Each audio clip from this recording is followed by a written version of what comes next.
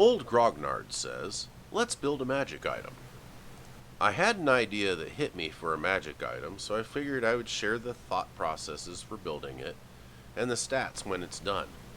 As with the last item in episode 6, you can copy and paste the text for it at the end of the video description if you want it. We're going to use the same process that we used to make the Donner boost in episode 6. This time the spell we're going to use instead of Thunder Wave or Magic Missile will be Witch Bolt. I read the description of Witch Bolt and thought from a theater of the mind point of view it worked really well. It has a visual kind of like the proton packs from Ghostbusters, so I thought that sounds really cool. Let's make it into a handheld raygun looking magical mad scientist device that fits in one hand like a wand. I like the name Arccaster.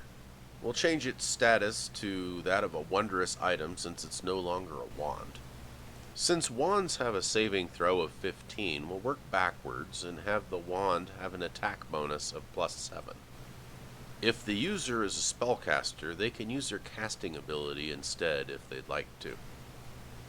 We now have a magical thing that allows a character to cast Witch Bolt. We could stop here, clean up the text, and be done. But I think that feels unfinished. Now the part where the wand turns into ash if you use the last charge and roll a 1 on a d20 just kind of feels weak. We also have an item that if you dump all 7 charges at once can inflict 7d12 lightning damage. From a game balance and game mechanics point of view, this can be a pain if you're the DM. This is also a weird magical mad scientist device that the characters should be a bit afraid of. Remember, kids, electricity will kill you! So in the interests of game balance and having the players have to make interesting decisions, let's change that last bit. Let's make it where if 4 or more charges are expended when using the Arccaster, roll a d12. If the d12 roll is equal to or less than the number of charges being expended, the Arccaster malfunctions.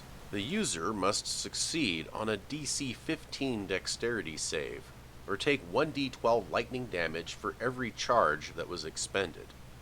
If the character succeeds on the dexterity save, they drop the Arccaster.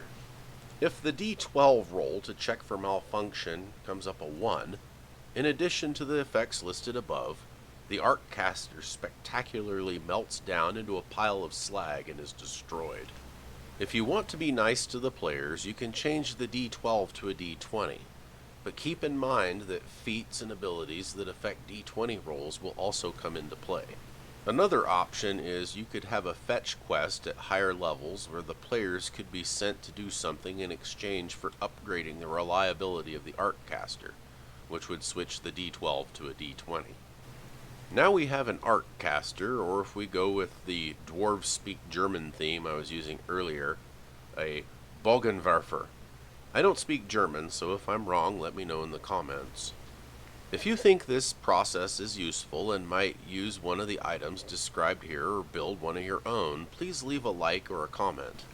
Adult Black Dragon and I would like to thank you for watching and wish you a wonderful rest of your day.